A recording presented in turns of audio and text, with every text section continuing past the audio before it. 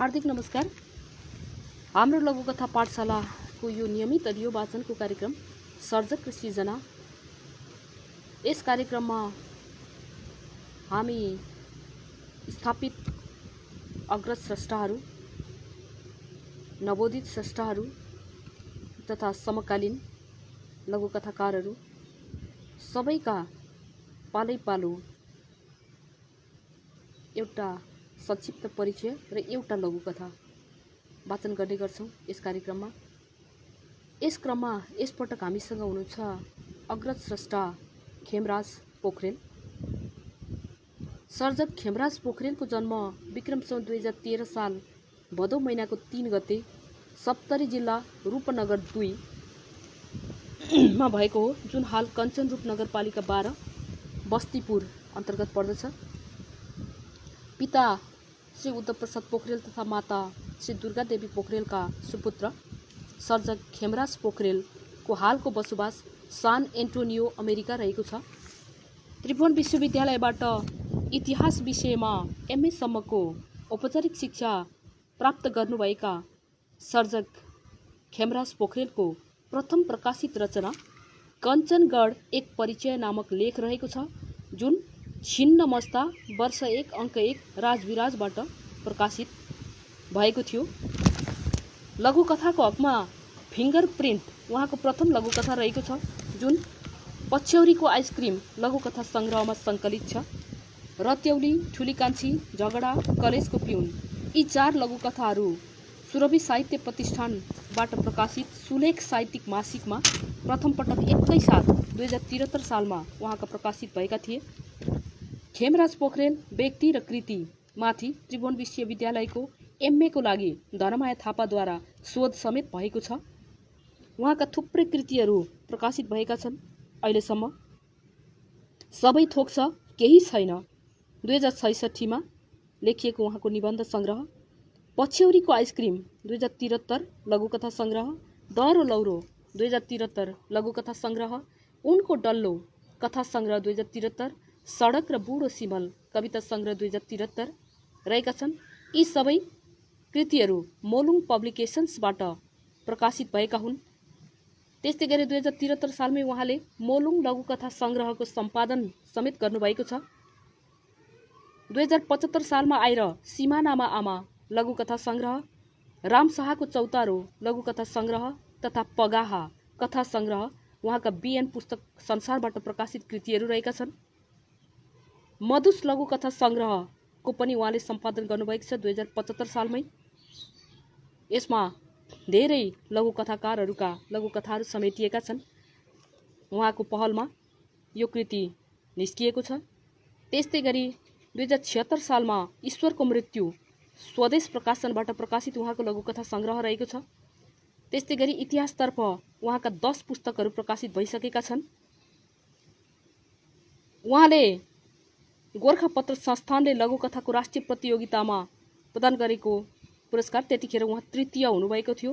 तृतीय पुरस्कार राष्ट्रव्यापी लघुकथा प्रतियोगितामा उहाँले हात पार्नु भइसकेको छ। उहाँ यस पुरस्कारद्वारा सम्मानित भइसक्नु भएको छ। त्यस्तै गरी विभिन्न समयमा विभिन्न सङ्घ संस्थाहरूबाट उहाँ बेला बखत सम्मानित हुँदै आउनु भएको छ। भ्रमण तथा आख्यान लेखनमा उहाँको विशेष रुचि रहेको छ। विशेष काव्य विधा भन्दा पनि आख्यानतर्फ, लघुकथा, कथा तथा समालोचनातर्फ उहाँको कलम चलेको पाइन्छ। लघुकथाका गरिमामय पेजहरू लघुकथा कुनो तथा कथाका उहाँ एडमिन पनि हुनुहुन्छ। पञ्चकन्या प्रतिष्ठानको संस्थापक अध्यक्ष हुनुहुन्छ उहाँ।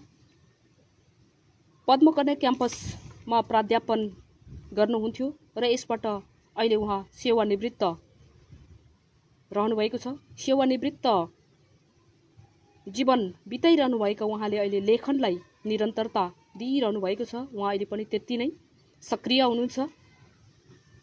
उहाँको यो साहित्यिक यात्रा, यो सिर्जना यात्रा, यो आख्यान यात्रा र यो लघुकथा यात्राले यसरी नै निरन्तरता पाओस्, थकान महसुस नहोस्। मेरो व्यक्तिगत तर्फबाट तथा हाम्रो लघुकथा पाठशाला परिवारको तर्फबाट पनि हार्दिक शुभकामना भन्न चाहे मैले। र आफू अग्रज तथा स्थापित लघुकथाकार हुँदाहुँदै पनि आफूभन्दा साना भर्खरै अगाडि बढ्दै गरेका सबैजनालाई उहाँले जुन प्रकारको हौसला दिनुहुन्छ, शुभाशिष दिनुहुन्छ, यसको एउटा उदाहरण यही नै हो। यस कार्यक्रममा मैले गरेको सानो अनुरोधमै उहाँले आफ्नो परिचय र लघुकथा पठाएर सहयोग गर्नुभएको छ, हामीलाई शुभाशिष दिनुभएको छ। यसका निमित्त म फेरि आन्तरिक हृदयबाटै उहाँप्रति नतमस्तक हुँदै हाम्रो लघुकथा पाठशाला परिवारका तर्फबाट पनि हार्दिक आभार व्यक्त गर्दछु र यस बसाइमा उहाँकै लघुकथा जेल म वाचन गर्न चाहन्छु। लघुकथा जेल।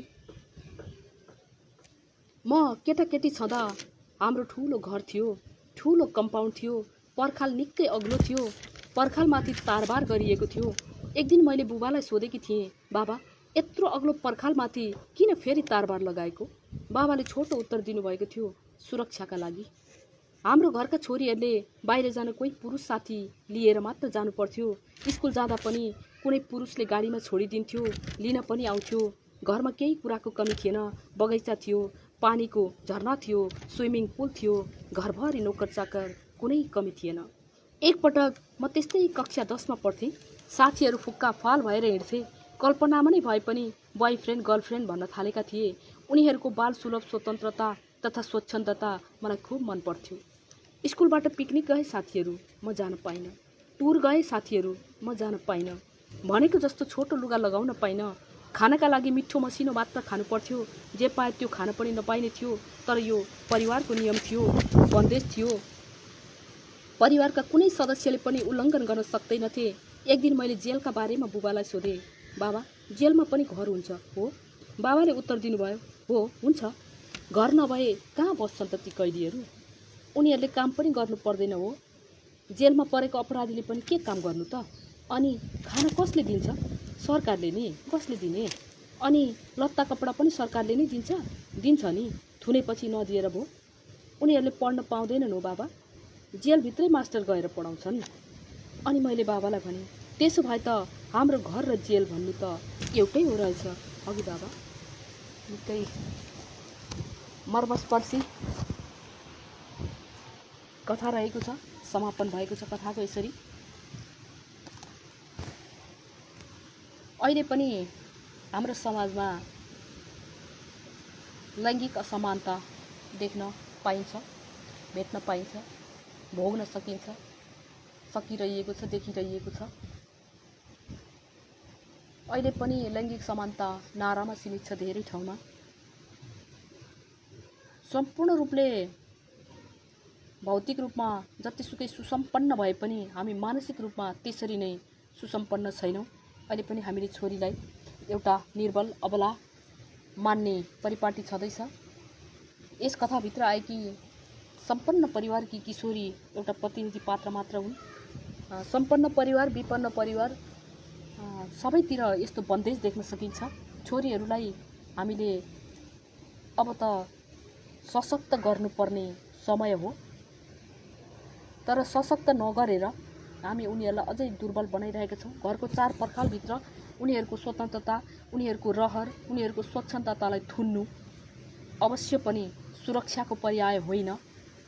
यही कुराको सन्देश दिएको छ कथाले। निकै मार्मिक छ, निकै तीखो सत्यको उजागर गरेको छ। घरभित्रको चार पर्खालमा सम्पूर्ण कुराहरू हुँदाहुँदै, सम्पूर्ण सुविधाहरू हुँदाहुँदै पनि कैदी जीवन बाँचिरहेकी एउटा किशोरी मार्फत यस कथामा प्रस्तुत गर्नुभएको छ सर्जक अग्रस्रष्टा खेमराज पोखरेलज्यूले। यति सुन्दर कथाको लागि उहाँलाई फेरि एकपटक मैले हार्दिक आभार व्यक्त गर्न चाहेँ र उहाँको यो लघुकथा यात्रा अझै चुलिएर जाओस्। फेरि एकपटक हार्दिक नमन, हार्दिक शुभकामना भन्दै आजको यस बसाइबाट म दुर्गा बनवासी बिदा लिन चाहन्छु र यहाँहरू सबैको समय शुभ रहोस्। फेरि अर्को मङ्गलबार अर्को एकजना सर्जकको लघुकथा र छोटो परिचय लिएर उपस्थित हुने नै छु। तबसम्मका लागि जय साहित्य, जय लघुकथा।